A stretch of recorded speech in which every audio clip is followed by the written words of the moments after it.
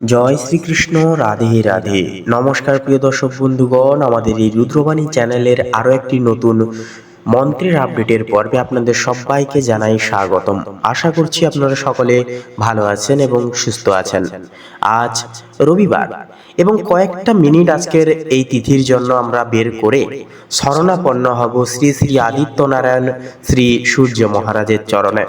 সূর্য মহারাজ যিনি হলেন আমাদের শক্তি এবং জীবনের উৎস, তিনি আমাদেরকে অনবরতই শক্তির সঞ্চার এবং বিশেষত সাফল্য, সমৃদ্ধি এবং উর্বরতা প্রাপ্তি করিয়ে তোলেন।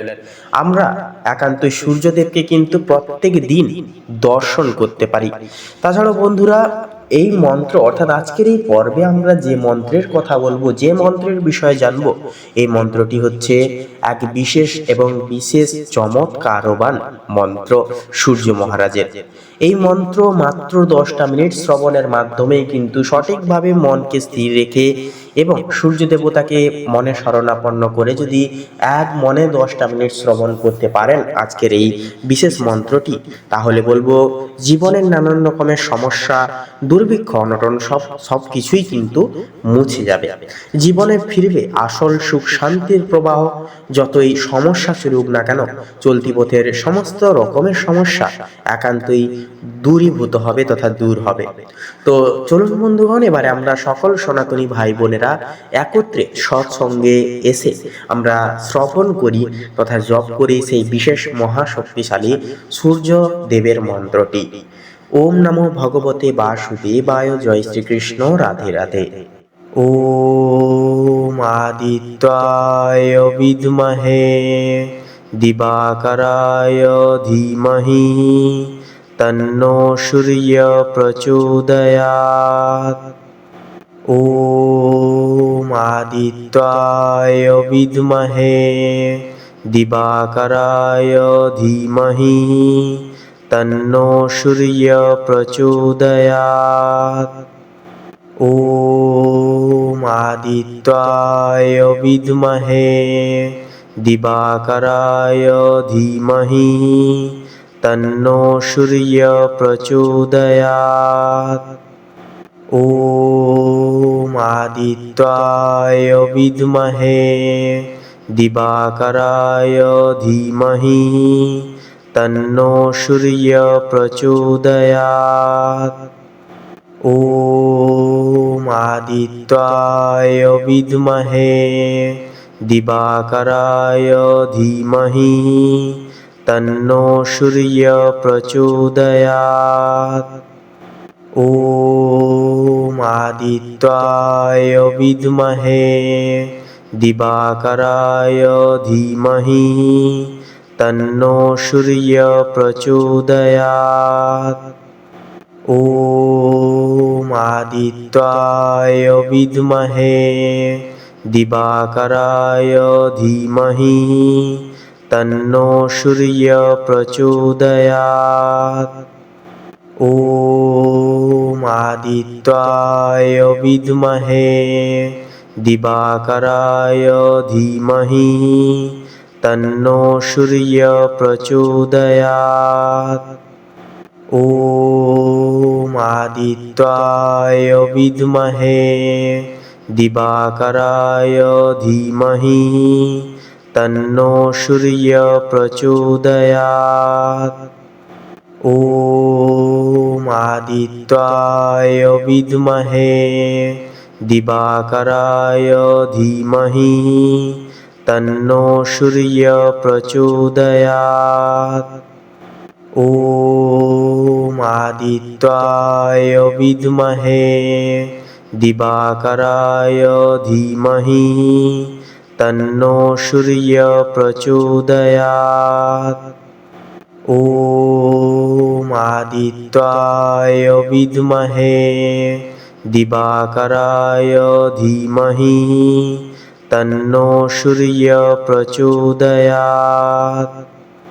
ওম আদিত্যায় বিদ্মহে দিবাকরায় ধীমহি তন্নো সূর্য প্রচোদয়াৎ। ॐ आदित्याय विद्महे दिवाकराय धीमहि तन्नो सूर्य प्रचोदयात्। ॐ आदित्याय विद्महे दिवाकराय धीमहि तन्नो सूर्य प्रचोदयात्। ॐ आदित्याय विद्महे दिवाकराय धीमहि तन्नो सूर्य प्रचोदयात्।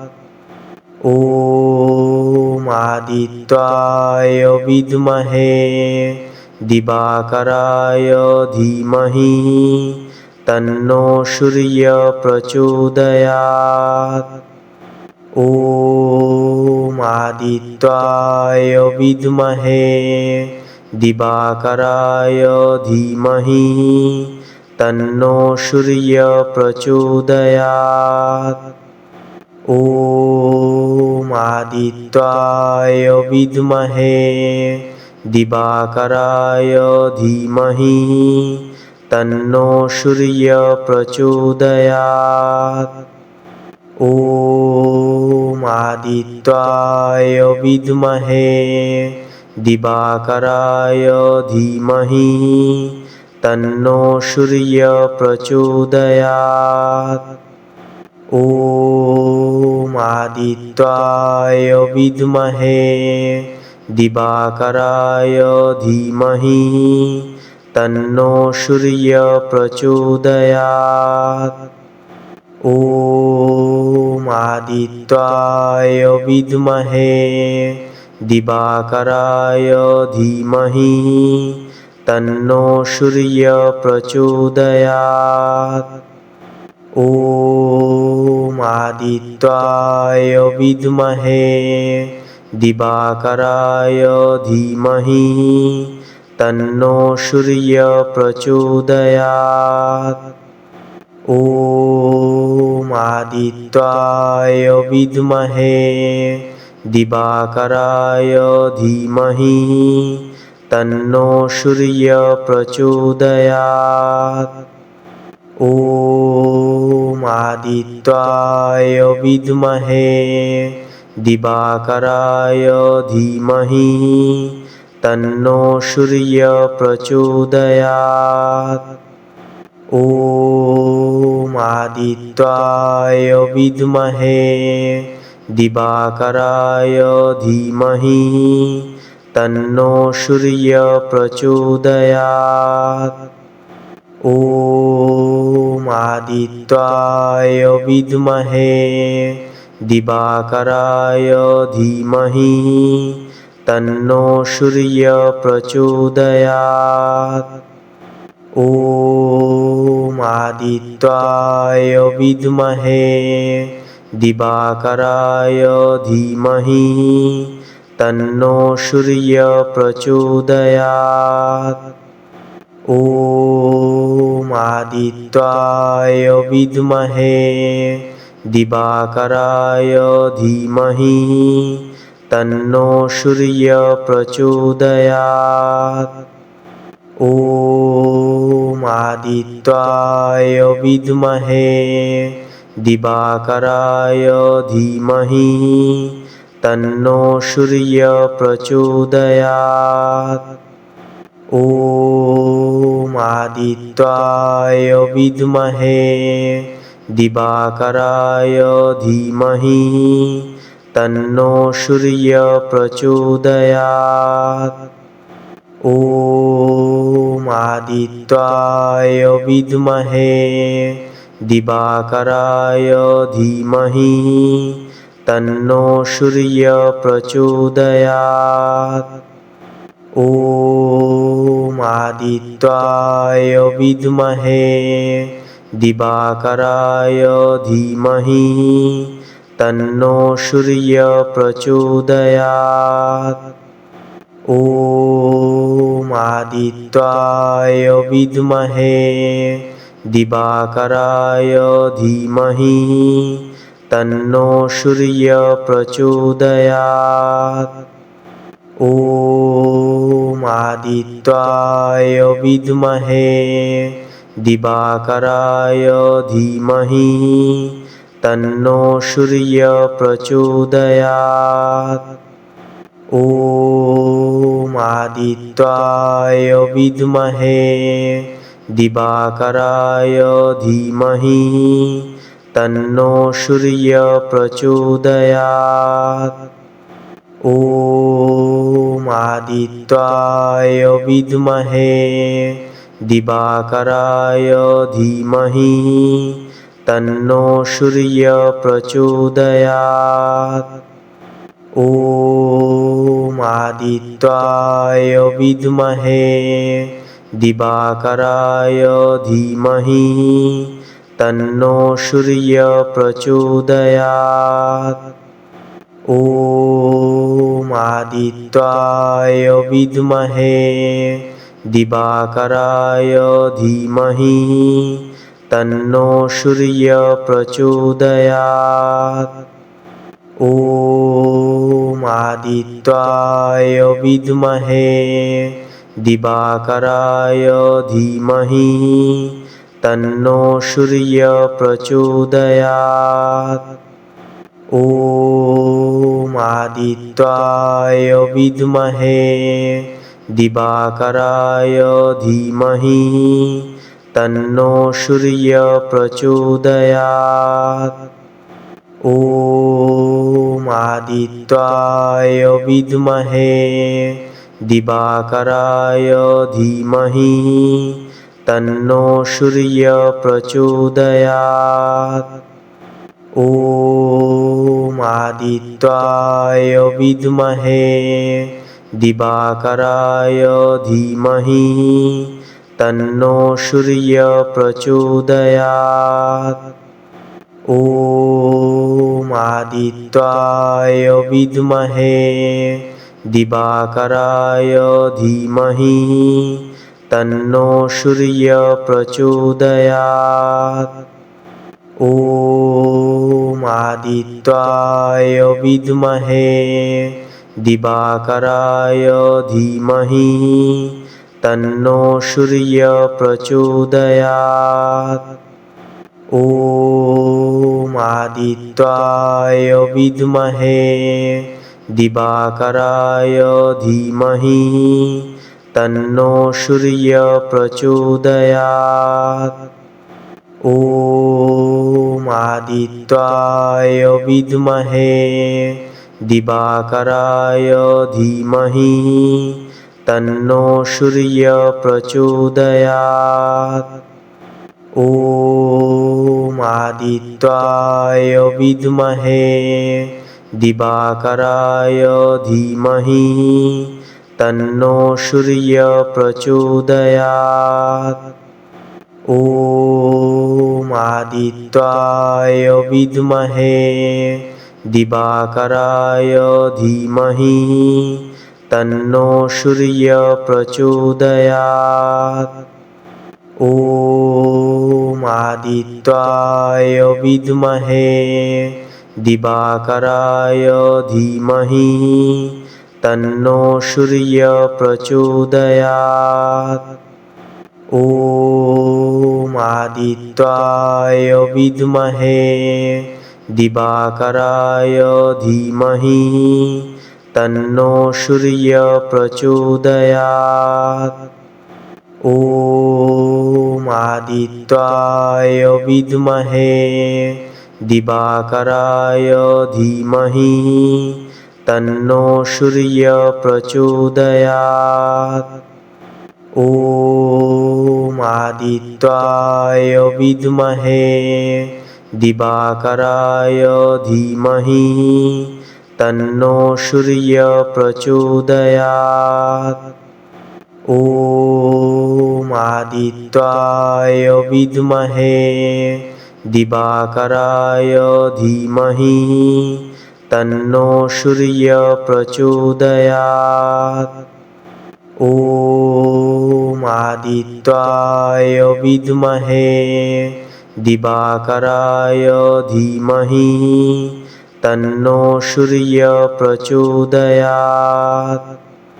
ॐ आदित्याय विद्महे दिवाकराय धीमहि तन्नो सूर्यः प्रचोदयात्।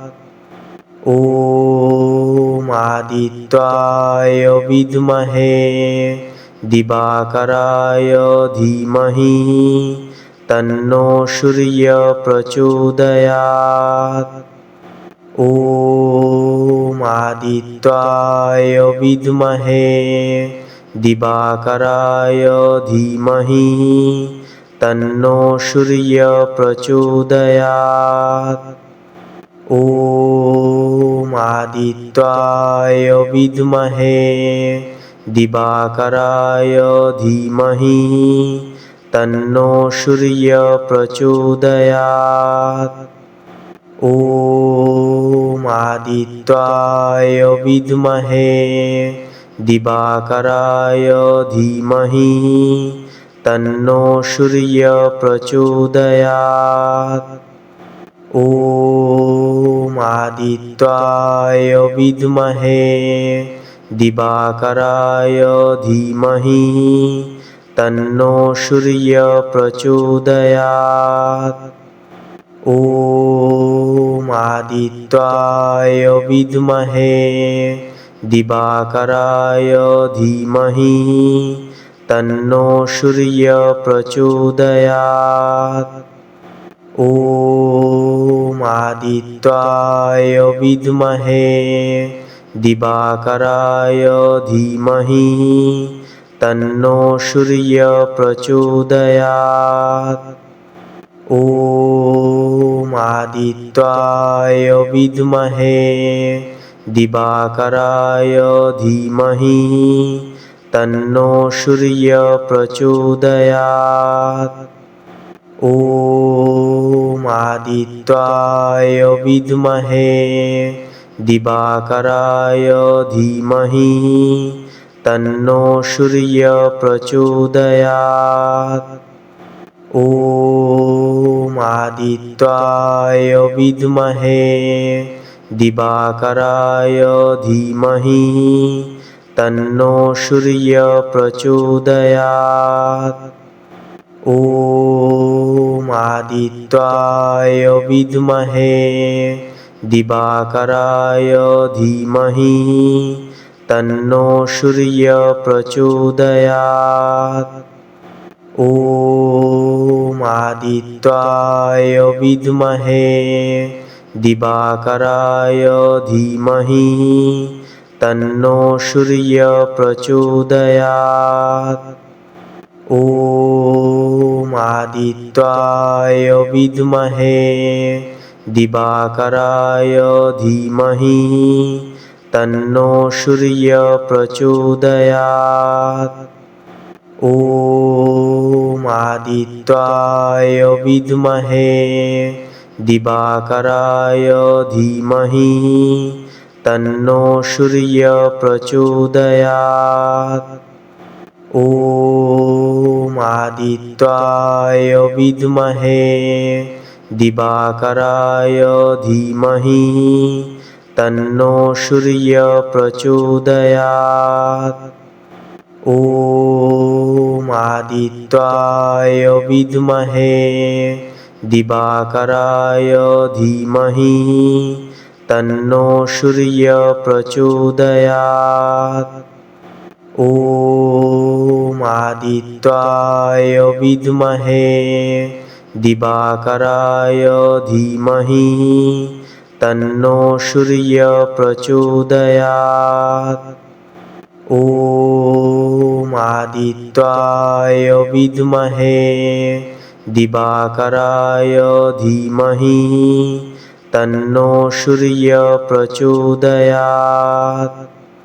ॐ आदित्याय विद्महे दिवाकराय धीमहि तन्नो सूर्यः प्रचोदयात्। ॐ आदित्याय विद्महे दिवाकराय धीमहि तन्नो सूर्यः प्रचोदयात्। ॐ आदित्याय विद्महे दिवाकराय धीमहि तन्नो सूर्यः प्रचोदयात्। ॐ आदित्याय विद्महे दिवाकराय धीमहि तन्नो सूर्यः प्रचोदयात्। ॐ आदित्याय विद्महे दिवाकराय धीमहि तन्नो सूर्यः प्रचोदयात्। ॐ आदित्याय विद्महे दिवाकराय धीमहि तन्नो सूर्यः प्रचोदयात्। ॐ आदित्याय विद्महे दिवाकराय धीमहि तन्नो सूर्यः प्रचोदयात्। ॐ आदित्याय विद्महे दिवाकराय धीमहि तन्नो सूर्यः प्रचोदयात्। ॐ आदित्याय विद्महे दिवाकराय धीमहि तन्नो सूर्यः प्रचोदयात्। ॐ आदित्याय विद्महे दिवाकराय धीमहि तन्नो सूर्यः प्रचोदयात्। ॐ आदित्याय विद्महे दिवाकराय धीमहि तन्नो सूर्यः प्रचोदयात्। ॐ आदित्याय विद्महे दिवाकराय धीमहि तन्नो सूर्यः प्रचोदयात्। ॐ आदित्याय विद्महे दिवाकराय धीमहि तन्नो सूर्यः प्रचोदयात्। ॐ आदित्याय विद्महे दिवाकराय धीमहि तन्नो सूर्यः प्रचोदयात्। ॐ आदित्याय विद्महे दिवाकराय धीमहि तन्नो सूर्यः प्रचोदयात्। ॐ आदित्याय विद्महे दिवाकराय धीमहि तन्नो सूर्यः प्रचोदयात्। ॐ आदित्याय विद्महे दिवाकराय धीमहि तन्नो सूर्यः प्रचोदयात्। ॐ आदित्याय विद्महे दिवाकराय धीमहि तन्नो सूर्यः प्रचोदयात्। ॐ आदित्याय विद्महे दिवाकराय धीमहि तन्नो सूर्यः प्रचोदयात्।